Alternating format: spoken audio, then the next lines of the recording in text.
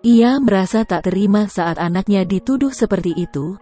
Hal ini karena ayah Rozak tahu kiblat fashion Ayu Ting Ting. Menurutnya dari dulu sang anak memang menyukai Korean style sehingga ia membantah tuduhan tersebut. Sebelumnya, Ayu Ting Ting sering kepergok menjiplak gaya istri Raffi Ahmad dalam hal fashion.